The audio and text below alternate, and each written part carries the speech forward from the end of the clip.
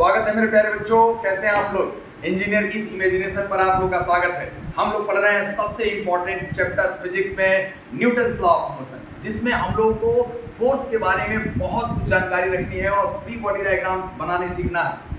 Newton के तीनों law, Newton first law, Newton second law में बना चुका हूँ वीडियो उस पर, और हम लोग उसको आसानी से समझ चुके हैं। अभी थ्योरेटिकल पार्ट चल रहा है। थ्योरेटिकल बाद हम लोग न्यूमेरिकल, बहुत सारा न्यूमेरिकल सॉल्व करेंगे, और ऐसे न्यूमेरिकल जो आपके एग्जाम में बहुत आसानी से सॉल्व होने वाले क्वेश्चंस होंगे, जो कि आपको देखने में पहले टफ लगते हैं। तो सबसे पहले तो हम लोग को बेसिक जानकारी रखनी होती है, फिर बेसिक जानकारी के बाद हम लोग उसका कॉन्सेप्ट जब एक्वायर कर लेते हैं तो उसके बाद हम लोग पढ़ते हैं अच्छे और कंपटीशन लेवल के क्वेश्चंस। तो मेरे प्यारे बच्चों, चलिए आज का जो टॉपिक है न्यूटन्स लॉ ऑफ मोशन में force and force system. Force क्या होता है और फोर्स सिस्टम। तो सबसे पहली बात तो हम लोग कहेंगे क्या डेफिनेशन था सर। न्यूटन ने सबसे पहले अपने लॉ में बताया quality of force.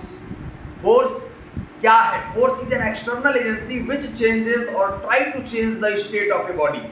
Force is an external agency which changes or try to change the state of a body. कौन सा स्टेट? स्टेट ऑफ रेस्ट और state of motion along straight line. ठीक है मेरे प्यारे बच्चों, फिर हम लोगों ने कहा कि क्वांटिटी बताइए। क्वांटिटी, फोर्स तो हम लगा देंगे, कितना एक्सीलरेशन, कितना चेंज करने के लिए कितना फोर्स। तो न्यूटन ने अपने सेकंड लॉ में हम लोग को बताया कि the rate of change of momentum is directly proportional to net force acting on the body. तो अमाउंट हम लोग को मिल गया। अगर मास कांस्टेंट है तो F इक्वल्स टू हम लोगों ने क्या लिख दिया, m into a। अब फिर हमने कहा कि अगर हम फोर्स अप्लाई करेंगे एक्सीलरेशन होगा, और अगर एक्सीलरेशन नहीं हुआ तो क्या डेवलप होगा मेरे प्यारे बच्चों। थर्ड लॉ में उसने बताया रिएक्शन डेवलप होगा। Reaction is always equal and opposite. Equal and opposite, equal and opposite. मैंने ऐसे अगर चाटा मारा अपने गाल पे तो जितना फोर्स मैंने गाल पर लगाया उतना ही मेरे हाथ पर लगा है, लेकिन इसमें पेन ज्यादा होगा क्योंकि इसकी सेंसिटिविटी ज्यादा है। अब हमने कहा कि ठीक है सर, ये फोर्स है और ये एक्सीलरेशन है। हम लोग ये जान गए कि किसी भी बॉडी, इसका यूनिट हम लोगों ने जान लिया, सब कुछ हम लोग जानते हैं, यूनिट जानते हैं, डायमेंशनल फार्मूला जानते हैं, इसकी डेफिनेशन जानते हैं। 1 न्यूटन फोर्स क्या होता है? क्या होता है 1 न्यूटन फोर्स? हमने कहा कि अगर ये 1 न्यूटन हो जाएगा तो ये 1 kg इंटू 1 मीटर पर सेकेंड स्क्वायर का एक्सीलरेशन प्रोड्यूस करेगा। यानी अगर कोई भी बॉडी जिसका मास 1 kg है, उसमें 1 मीटर पर सेकेंड स्क्वायर का एक्सीलरेशन प्रोड्यूस करने के लिए जितने फोर्स की रिक्वायरमेंट होती है 1 न्यूटन फोर्स कहलाता है। केजीएफ भी हम लोग पढ़ चुके हैं। केजी वेट, केजी फोर्स दोनों बराबर है। 1 kg फोर्स इक्वल्स टू होता है 9.8 न्यूटन। अब मेरे प्यारे बच्चों, फोर्स सिस्टम क्या है? हमने कहा सर सिस्टम का मतलब होता है 2 या 2 से अधिक फोर्स। सिस्टम का मतलब 2 या 2 से अधिक फोर्स। तो हमने कहा कि 2 या 2 से अधिक फोर्स को हम लोग क्या कहेंगे? 2 और more than 2 forces are for system of force. System एक फोर्स नहीं बनाएगा। तो हमने कहा कि किसी बॉडी पे 2 या 2 से अधिक फोर्स लगेंगे तो सबसे पहले तो हम लोग देखेंगे फोर्स सिस्टम कितने टाइप के हैं, यानी type of force system. Force and force system, हमने कहते हैं कि फोर्स सिस्टम जो होगा वो कितने टाइप का होगा। हमने कहते हैं कि सबसे पहले बात कोलिनियर फोर्स। कैसा force? Collinear force. Collinear force.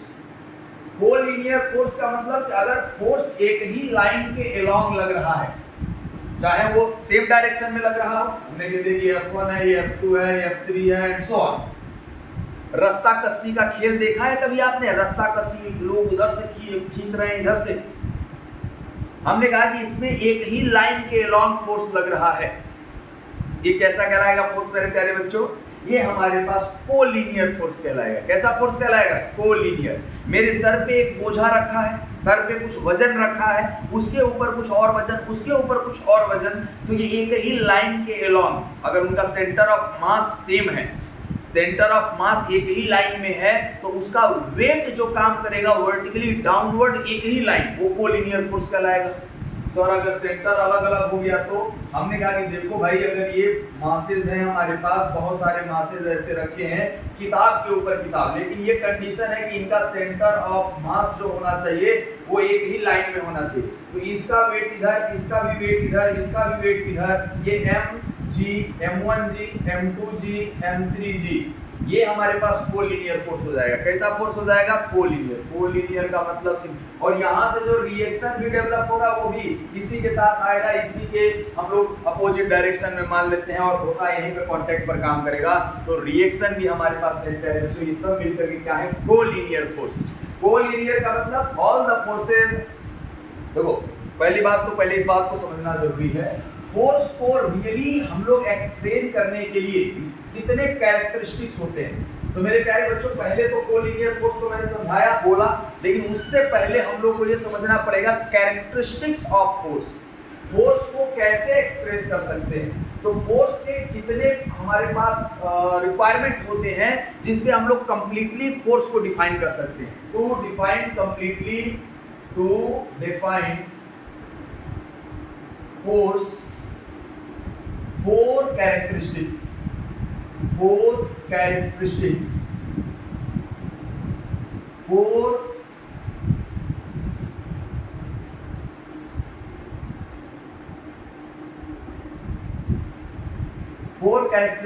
are required। Four characteristic कौन से हैं? हमने कह दिया कि मैग्नीट्यूड होना चाहिए, मैग्नीट्यूड। हमने कह दिया कि लाइन ऑफ एक्शन, और तीसरा पॉइंट ऑफ एप्लीकेशन,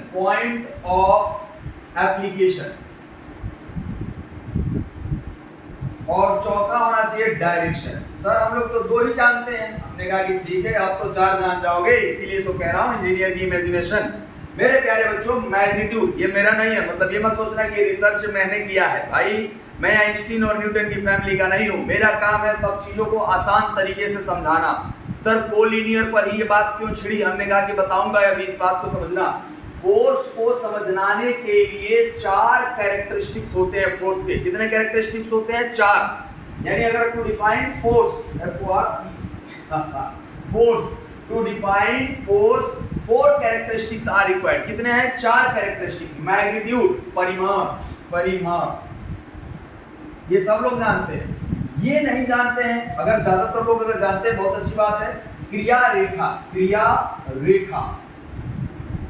ये होता है क्रिया बिंदु, और ये होता है हमारे पास दिशा। हिंदी थोड़ा इधर उधर है, देख लीजिएगा। Magnitude, line of action, point of application and direction. मैंने नाम इसलिए लिख दिया मेरे प्यारे बच्चों कि ये जरूरी है। देखो क्रिया बिंदु, और इसमें क्या होता है, किसी भी ये नोट कर लेना, इंपॉर्टेंट है। हमने कहा कि देखो मैग्नीट्यूड और डायरेक्शन ही हम लोग जानते थे, लेकिन ये सब चीज कहां से आ गया? हमने कहा कि देखो अगर कोई बॉडी है मेरे प्यारे बच्चों, इस पे अगर हमने फोर्स लगाया तो देखो ये बॉडी है कोई, और इस बॉडी पे जो ये फुल लाइन होता है ये इसका मैग्नीट्यूड होता है। मैग्नीट्यूड ये हो गया, जिस लाइन के अलोंग ये काम करता है वो लाइन हमारे पास कहलाता है ये लाइन ऑफ एक्शन। देखो यही लाइन ऑफ एक्शन है मेरे प्यारे बच्चों, और लाइन ऑफ एक्शन की लेंथ इनफाइनाइट होती है। क्या होती है बेटा? इनफाइनाइट। और ये होता है पॉइंट ऑफ एप्लीकेशन। किस पॉइंट पर लगा है? Point of application. किस पॉइंट पर लग रहा है? ये होता है पॉइंट ऑफ एप्लीकेशन। और ये एरो हेड जो बताता है वो डायरेक्शन बताता है। क्या बताता है? डायरेक्शन। बिना लाइन ऑफ एक्शन जाने हम कॉन्करेंट कोप्लानर फोर्सेस को डिफाइन नहीं कर सकते। हम लोगों को जो कोप्लानर मतलब समतली कोप्लानर और कॉन्करेंट फोर्सेस को समझाने के लिए क्या ये बिना इसके कैरेक्टरिस्टिक के हम लोग आगे नहीं बढ़ सकते हैं। मोमेंट नहीं लिया जा सकता है। इसको हम लोग क्या कहते हैं बच्चा लोग? Line of action. Line of action की लेंथ इधर भी इनफाइनाइट इधर भी इनफाइनाइट होती है, और रिजिड बॉडी के अलोंग फोर्स को लाइन ऑफ एक्शन के अलोंग कहीं पर भी शिफ्ट कर देने से कोई चेंज नहीं होता है। मतलब फोर्स का वैल्यू वही रहेगा, कोई उसमें चेंज नहीं आएगा। तो मेरे प्यारे बच्चों इस बात को समझना बहुत जरूरी है कि फोर्स को डिफाइन करने के लिए 4 चीजों की जरूरत है। Line of action, magnitude, point of application and direction. अब हमने कहा कि सर इसमें आपने जो लाइन ऑफ एक्शन जो कॉन्करेंट फोर्स सिस्टम के लिए बताया है वो कैसे आ गया। हमने कहा कि ठीक है भाई देखते हैं हम लोग। हमने कहा कि देखो अगर हम लोग इस बात को समझें, फोर्स हमने कहा कि पहला हम लोगों ने कहा था कि कोलीनियर फोर्सेस। कोलीनियर फोर्सेस का मतलब एक ही लाइन में इनका लाइन ऑफ एक्शन सेम होगा। लाइन ऑफ एक्शन सेम होगा मतलब F1, F2, F3, F4, F5। देखो इनका डायरेक्शन उल्टा है, ये डायरेक्शन इधर है, ये डायरेक्शन इधर है, डायरेक्शन से कोई लेना देना नहीं है। एक ही लाइन में अगर फोर्स काम करेंगे तो कोलिनियर कहलाएगा। ठीक है सर, दूसरा बताइए। हमने कहा कि दूसरा पैरेलल फोर्स का मतलब क्या हो गया।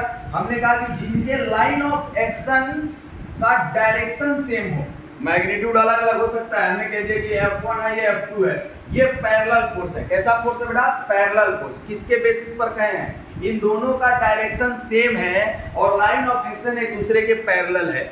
डायरेक्शन सेम है, पैरेलल हो गया। अब हमने कहा कि equal forces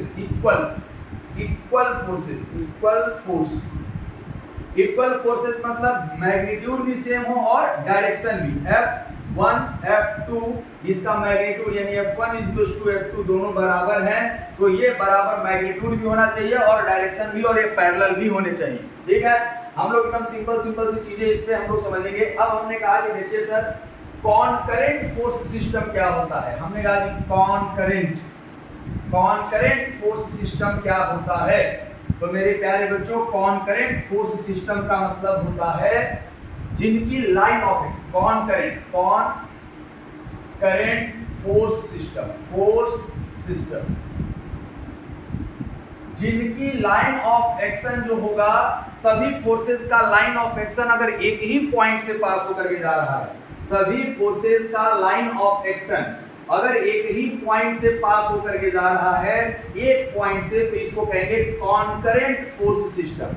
If the line of action of all the forces passes from single point। अब देखो दो फोर्स हैं, एक ऐसे, देखो हम लोग ये कह रहे हैं, मान लो एक फोर्स ऐसे है, एक फोर्स ऐसे है और एक फोर्स ऐसे है, ये तीनों एक ही पॉइंट से जा रहे हैं, तो ये कॉन्करेंट कहलाएंगे। ये कैसे भी हो, हमें उससे कोई लेना देना नहीं है, बस कंडीशन क्या है हमारे पास, एक पॉइंट से पास होकर के जाए। तो सर एक पॉइंट से कोप्लानर, अब हम लोग बात करें, देखो दूसरा अगर हम ये कहें कि कोप्लानर फोर्स क्या होता है, coplanar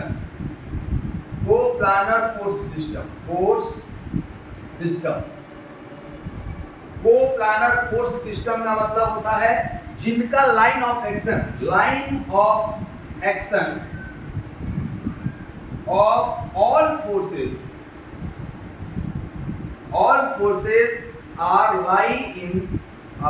lie in same plane, एक ही प्लेन में अगर लाई करते हैं, line of action of all the forces are lie in same plane, then they are known as coplanar force system. कैसा फोर्स सिस्टम कहलाएगा? कोप्लानर। देखो कोप्लानर और कॉन्करेंट में, देखो ये हमारे पास जो अभी मैंने फोर्स बताया था, ये कॉन्करेंट तो है लेकिन कोप्लानर नहीं है। सर कोप्लानर क्यों नहीं है? हमने कहा कि इसका ये सभी एक प्लेन में नहीं है, मतलब हमने कहा कि जिसको हम एक ही प्लेन में बना सकते हैं, जैसे ये फोर्स, देखो ये फोर्स हो गया, ये फोर्स हो गया, ये फोर्स हो गया, ये सभी एक ही प्लेन में है, कोप्लानर होंगे। अच्छा, कोप्लानर और कॉन्करेंट मतलब एक ही प्लेन में भी हो और वो एक ही पॉइंट से पास भी होता हो, क्या कहलाएगा? Coplanar and concurrent force. और यही हम लोग के सिलेबस में है, मतलब हम लोग के सिलेबस में कोप्लानर फोर्सेस हैं। कोप्लानर फोर्सेस, देखो इसको हम लोग समझेंगे जब रोटेशनल मोशन पढ़ेंगे, तो एक रॉड के ऊपर बहुत सारा रिएक्शन लगेगा, बहुत सारा सीढ़ी गढ़ी अगर हमें बनाना होगा, वहां पर भी हम लोग को कोप्लानर फोर्सेस समझना होगा। तो फोर्सेस को अभी समझ करके चलिए। कोप्लानर का मतलब सभी फोर्सेस के लाइन ऑफ एक्शन एक ही प्लेन में हो, और कॉन्करेंट का मतलब सभी फोर्सेस के लाइन ऑफ एक्शन एक पॉइंट से पास हो रहा हो। तो नॉन कोप्लानर कॉन्करेंट हो सकता है। देखो जैसे हमने कहा कि ये क्या है, इसको हम लोग क्या कहेंगे भैया, ये कॉन्करेंट है लेकिन नॉन कोप्लानर कॉन्करेंट। क्या कहलाएगा ये? नॉन। जैसे ट्राइपॉड अगर हमारे पास रखा है, जैसे अगर आप लोगों ने ट्राइपॉड देखा हो, तो ट्राइपॉड में हमारे पास तीन फोर्स उनके कॉन्करेंट पर आएगा, वो कॉन्करेंट है लेकिन कोप्लानर नहीं है। लेकिन अगर हम लोग ये कहें कि अब ये फोर्स लग रहा है, देखो ये फोर्स लग रहा है, एक ही प्लेन में है, एक प्लेन में है और एक प्लेन में है, तो ये क्या कहलाएगा? Coplanar force. क्या कहलाएगा? कोप्लानर। और ये कॉन्करेंट भी था, तो कोप्लानर कॉन्करेंट फोर्स सिस्टम। तो हम लोग फोर्स सिस्टम के बारे में समझ गए और हम लोग के सिलेबस में कोप्लानर ही है, कॉन्करेंट और नॉन कॉन्करेंट दोनों। तो नॉन कॉन्करेंट मतलब कॉन्करेंट ये था, अगर हम लोग ये कह दें कि नॉन कॉन्करेंट क्या है? Non concurrent force system. Non concurrent force system का मतलब होगा जिनमें सभी फोर्सेस के line of action single point से पास ना हो रहे। लाइन ऑफ एक्शन की बात कर रहा हूं मेरे प्यारे बच्चों, ध्यान देना। F1 F2 F3 F4 मेरे प्यारे बच्चों, हम लोग ये कहें कि अगर सभी फोर्सेस के जो लाइन ऑफ एक्शन, एक देखो इन दोनों के लाइन ऑफ एक्शन यहाँ पर कट रहा है, इन दोनों के लाइन ऑफ एक्शन कहीं काटेगा, इन दोनों का लाइन पर यहाँ पर कट रहा है, ये सभी एक पॉइंट पर नहीं है, इसलिए ये कोप्लानर तो है लेकिन कॉन्करेंट नहीं है। ये हमारे पास कॉन्करेंट है और कोप्लानर भी है। ये हमारे पास कोप्लानर है लेकिन कॉन्करेंट नहीं है। अब मेरा एक तो क्वेश्चन है फोर्स सिस्टम पर मेरे प्यारे बच्चों, हमारा एक क्वेश्चन है और इस क्वेश्चन का जवाब अगर आपने दे दिया तो आपको ये चीज समझ में आ जाएगा कि फोर्स सिस्टम क्या होता है। और इसके बिना हम लोग क्वेश्चन सॉल्व नहीं कर पाते। देखो 4 को क्वेश्चन सॉल्व करा देना कोई सिलेबस कंप्लीट करने वाली बात नहीं है मेरे प्यारे बच्चों।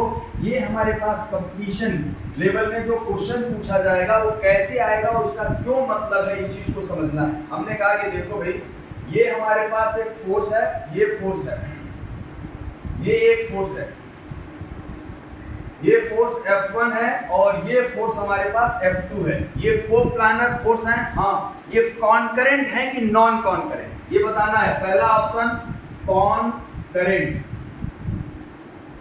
दूसरा ऑप्शन नॉन कॉन्करेंट। मैं इसका आंसर आप लोगों को लास्ट में बताऊंगा, आप लोग इस क्वेश्चन का मुझे जवाब दोगे। ये कॉन्करेंट है कि नहीं है, कॉन्करेंट है कि नॉन कॉन्करेंट है। कॉन्करेंट की डेफिनेशन सुनिए, two forces passes through same point, their line of action passes from the single point known as concurrent force system. तो ये कॉन्करेंट फोर्स सिस्टम है कि नहीं है ये बताना जरूरी है। फोर्स मानो यहीं तक था, तो हम लोग कहेंगे कि इस बात को समझ जाएंगे। ठीक है, चलिए आगे चलते हैं हम लोग। अब देखिए मेरे प्यारे बच्चों, रिजोल्यूशन ऑफ फोर्स क्या होता है। हमने कहा कि देखो रिजोल्यूशन का मतलब क्या होता है, कंपोनेंट ऑफ ए फोर्स क्या होता है। हमने कहा कि देखो कंपोनेंट की बहुत जरूरत है हम लोगों को। Component of force, component of force. देखो भैया, two perpendicular directions are independent to each other. किसी फोर्स को ऐसे तोड़ो कि वो दो परपेंडिकुलर डायरेक्शंस में हो जाएं, एक दूसरे पर डिपेंड ना करें, ऐसे फोर्स को हम लोग क्या करना होता है, कंपोनेंट तोड़ते हैं। मान लो ये x एक्सिस है, ये y एक्सिस, ये x एक्सिस है, ये y एक्सिस है। अब हमने कह दिया मेरे प्यारे बच्चों एक फोर्स है, हमने कह दिया कि ये फोर्स F है और ये एंगल यहाँ से थीटा बना रहा है, तो जिधर से एंगल थीटा बनाएगा उधर कंपोनेंट आएगा F cos थीटा। मेरे प्यारे बच्चों ये क्या है हमारे पास, F cos थीटा, और ये क्या हो जाएगा, F sin थीटा।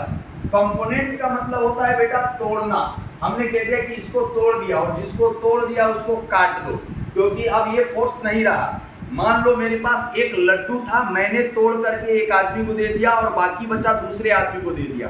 अब मेरे पास कुछ लड्डू नहीं बचा है, मतलब इसको काट दिया। अच्छा तोड़ेंगे तो अब बताइए सर, अगर हमारे पास कोई फोर्स ऐसे है, इसका कंपोनेंट x में कर पाएंगे क्या?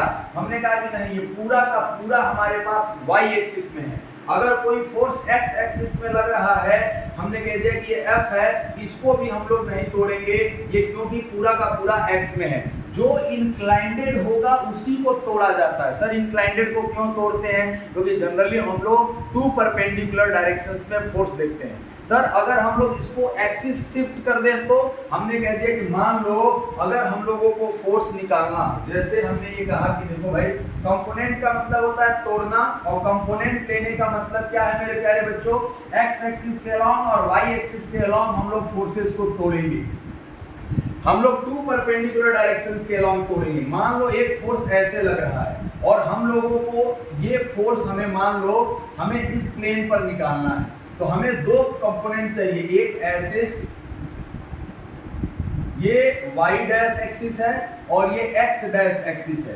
तो हम लोग इस फोर्स के दो कंपोनेंट करेंगे। हमने कह दिया कि ये एंगल अगर थीटा है तो एक हमारे पास फोर्स जो आएगा वो इधर आएगा और एक फोर्स इधर आएगा। तो इसका इस डायरेक्शन में कंपोनेंट जो होगा, अगर ये फोर्स F है, ये हो जाएगा F cos थीटा, और इस डायरेक्शन में हो जाएगा F sin थीटा, और इसको काट देंगे। तो ये जरूरी नहीं है, अगर हमारे पास एक्सिस बदल दिए हैं हम लोग तो कंपोनेंट टू परपेंडिकुलर डायरेक्शंस में करना होता है। जहां जरूरी होगा हम लोग वहां पर यूज करेंगे।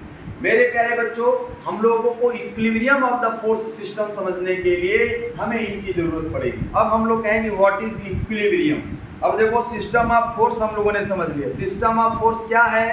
टू और more than two forces are acting on a body at the same time, then they form system of force. System of force को सॉल्व करने के लिए हमें कंपोनेंट करना जरूरी है, और हम लोगों के सिलेबस में कॉन्करेंट, को प्लानर कॉन्करेंट फोर्स सिस्टम और coplanar non concurrent force system है। लेकिन इक्विलिब्रियम पर्पस के लिए सिर्फ coplanar force, coplanar concurrent force system है।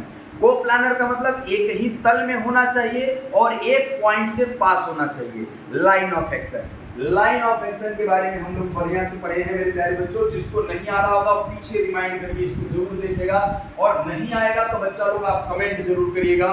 उस कमेंट पर मैं जरूर आप लोग के लिए वीडियो बनाऊंगा। यह इंजीनियर की इमेजिनेशन चैनल खोलने का लक्ष्य सिर्फ इतना था मेरे प्यारे बच्चों, इसको ओपन करने का, इस पर यहाँ पर ऑनलाइन आने का, कि आपके जितने भी डाउट्स हैं उसको जल्दी से जल्दी और सिंपल वे में हम आपको प्रोवाइड कर सके आपके सारे डाउट्स। तो please right your doubts and message me on YouTube.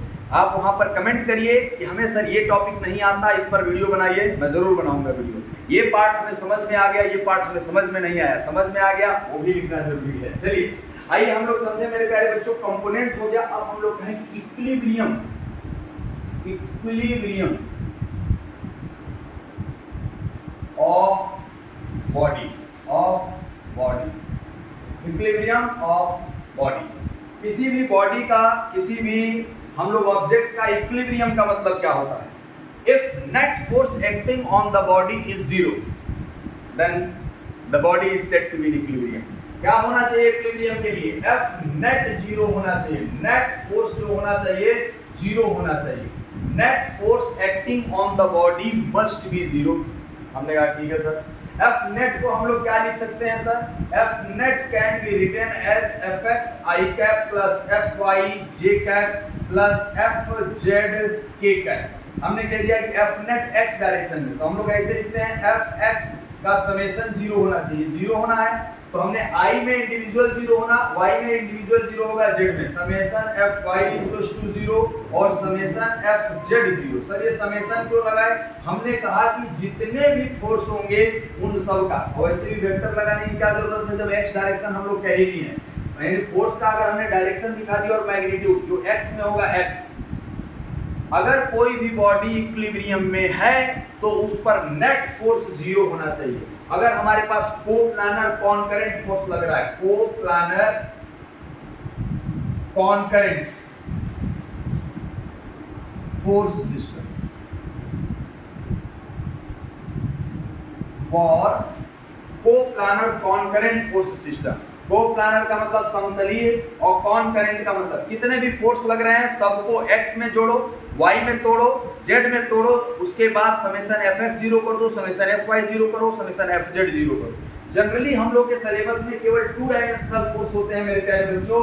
तो जनरली हम लोग क्या लिखते हैं भाई? देखिए हमने कहा कि जनरली हमारे पास जो आएगा F net is equals to होगा summation F X, summation F x I plus summation F Y Z J cap. अब ये हमारे पास जो फोर्स है तो हम लोग कहेंगे समेशन एफ एक्स जीरो होना चाहिए और समेशन एफ वाई जीरो होना चाहिए। ये है हमारे पास इक्विलिब्रियम की कंडीशन। अब इसको करेंगे कैसे सर, और कैसे पता चलेगा कि कोई बॉडी हमारे पास इक्विलिब्रियम में है कि नहीं? या तो पहले वो बोल देगा या रेस्ट में बोलेगा। क्या बोलेगा? रेस्ट में है। देखो भाई, अगर नेट फोर्स लग रहा है तो एक्सीलरेशन होगा, और नेट फोर्स अगर नहीं लग रहा है तो उसका एक्सेलरेशन जीरो होगा। और एक्सेलरेशन 0 होने के दो कंडीशन है, या तो बॉडी पूरी तरीके से रेस्ट में हो, या तो बॉडी हमारे पास क्या होना चाहिए, uniform motion along straight line कर रहा हो। कैसे कर रहा हो मेरे प्यारे बच्चों, uniform motion along straight line कर रहा हो। ठीक है, तो अब हम लोग इस बात को समझें, इक्विलिब्रियम ऑफ द बॉडी हो गया, इक्विलिब्रियम के लिए नेट फोर्स 0 होना चाहिए। अब हमारे पास एक थ्योरम है, लामीज थ्योरम। कौन सा थ्योरम, लामीज थ्योरम। तो लामी एक साइंटिस्ट थे, उन्होंने कहा कि हमारे पास 3 कोप्लानर कॉन्करेंट फोर्स सिस्टम अगर इक्विलिब्रियम में है तो मेरा नियम लगाइए। लामी ने क्या कहा भैया, लामी ने ये कहा कि अगर 3 फोर्स कोप्लानर कॉन्करेंट है, लामी ने क्या कहा, 3 फोर्स कोप्लानर कॉन्करेंट हो तभी हमारा नियम लगेगा, और इक्विलिब्रियम में है तब नियम लगेगा। हमने कहा कि ठीक है सर, आइए आपका भी हम लोग बातचीत सुन ही लेंगे। हम लोग तो क्या है भाई, फिजिक्स में इतने नियम हम लोग को पढ़ने पड़ते हैं सर कि दिक्कत होने लगता है। हमने कहा कि मत दिक्कत करिए, अब मैं आया हूँ ना तो कुछ ना कुछ अच्छा करूंगा। इंजीनियर की इमेजिनेशन, ये बात याद रखिएगा।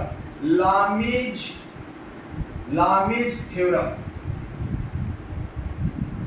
ये किसके लिए है, for 3 forces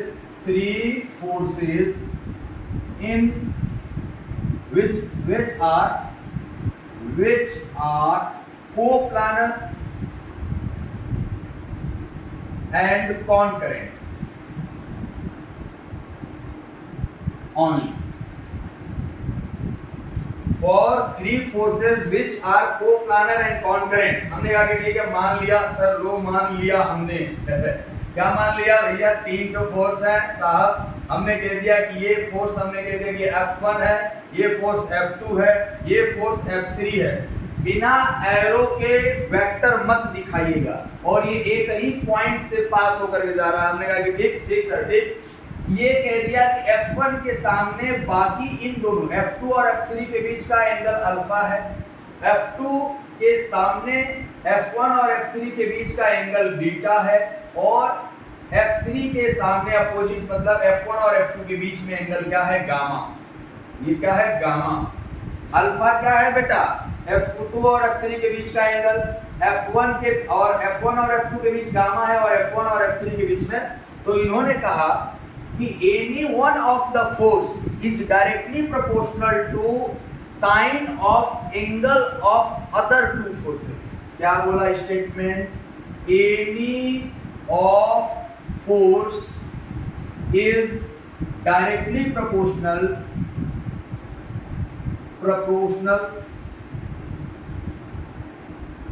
to the sine of angle of other 2 forces। अरे सिंपल सा है, यानी F1 is directly proportional to sine alpha F1, और F2 is directly proportional to sine beta, और F3 is directly proportional to sine gamma. ये आ रहा है कि नहीं, देखिए तो जल्दी भाई, बच्चा लोग है। हाँ बिल्कुल आ रहा है, कोई दिक्कत नहीं। ये है F1 डायरेक्टली प्रोपोर्शनल टू, हमने कहा कि F1 is equal to K sine alpha, F2 is equals to K sin beta, और F3 is equals to K sin gamma. अब मैंने कहा कि K की वैल्यू तीनों में से निकालेंगे तो K is equals to आ जाएगा F1 upon sine alpha is equals to F2 upon sine beta, और is equals to F3 upon sine gamma. मेरे प्यारे बच्चों, यानी हमारे पास लामीज थ्योरम क्या हो गया, F1 upon sine alpha is equals to F2 upon sine beta is equals to F3 upon sine gamma. Sir इसका हम लोग करेंगे क्या, हमने कहा कि देखो भाई, कोई अगर 3 कॉन्करेंट फोर्स सिस्टम है, उसमें 2 फोर्स दिया है, और मतलब एक फोर्स दिया है और बाकी तीनों एंगल दिए, केवल एक फोर्स दिया है और बाकी तीनों एंगल दिए हैं, तो हम F1 और F2 इन दोनों को इक्वल करके निकाल लेंगे, फिर इन दोनों को इक्वल करके निकाल लेंगे। जो हमसे पूछा होगा हम उसकी वैल्यू कैलकुलेट कर लेंगे। कैसे, हमने कहा कि बहुत सारा एग्जांपल हम लोग को करना है भाई। हम लोग बहुत सारा एग्जाम्पल करेंगे, इसमें कोई दिक्कत नहीं है। लामीज थ्योरम आपको समझ में आया कि नहीं? लेकिन ये बात ध्यान रखना है, Lami's theorem is applicable only for 3 forces which are coplanar and concurrent. Coplanar होने चाहिए, कॉन्करेंट होने चाहिए। मेरे प्यारे बच्चों समझ गए लामीज थ्योरम। अभी हम लोग फोर्स के बारे में बात कर रहे थे। इक्विलिब्रियम का मतलब क्या होता है? नेट फोर्स जीरो होना चाहिए, कंपोनेंट करने आना चाहिए आपको, और आपको लाइन ऑफ एक्शन मिलाने आना चाहिए। अब हम लोगों को इसके बाद जो बात होती है वो होती है फ्री बॉडी डायग्राम की। ये भैया फ्री बॉडी डायग्राम क्या होता है जी? हमने कहा कि जिसमें रिएक्शन को कंसीडर करते हैं क्या, जिसमें रिएक्शन को कैलकुलेट करते हैं क्या? हमने कहा कि हाँ भैया, रिएक्शन को जो कैलकुलेट करवाएंगे तो रिएक्शन कैसे मिलेगा? हमने कहा कि रिएक्शन है, reaction is equal and opposite reaction. हमने कहा कि अगर एक फोर्स लगेगा तब ना निकाल लोगे भाई, अगर सिस्टम ऑफ फोर्स लग रहा है तो क्या करोगे? हमने कहा कि सर उसके लिए तो आप सिखाएंगे ना। हमने कहा कि बिल्कुल सिखाएंगे। आइए इस लामीज थ्योरम पर एक क्वेश्चन हो जाए। हमने कहा कि चलिए एक क्वेश्चन हम लोग देखते हैं। हमने कहा एक क्वेश्चन हम लोग इस पर एक जरूर करेंगे। और तो अभी मैंने एक कॉन्करेंट और कोप्लानर वाला फोर्स का वो फॉर्मूला पूछा था, उसको भी हम लोग को देखना है। मेरे प्यारे बच्चों, आप लोग को जो भी डाउट होगा उसको आप पूछिएगा, मैं जरूर बताऊंगा। और उस चीज को हम लोग बहुत आसानी से करेंगे। और कभी बोर मत होना यार, लाइफ में बहुत आसान सा होता है। फिजिक्स माने कुछ नहीं सर, फिजिक्स माने कुछ नहीं, नहीं बहुत कुछ होता है। आपने कहा कि हाँ ये होता तो है, लेकिन कहने में क्या जा रहा है। आइए हम लोग इस बात को समझे। क्वेश्चन है, मान लिया जाए कि हमारे पास एक कोई फोर्स है, यहाँ पर P फोर्स लग रहा है, यहाँ पर Q फोर्स लग रहा है, और एक वेट है हमारे पास, एक वजन है 100 न्यूटन का, यहाँ से हैंग कर रहा है, और ये एंगल हम लोगों को 30 डिग्री दिया है। कितना डिग्री दिया है? 30 डिग्री दिया है। तो हम लोगों से पूछ रहा है कि P और Q का वैल्यू निकालना है। तो देखिए सर, ये कॉन्करेंट फोर्स सिस्टम है।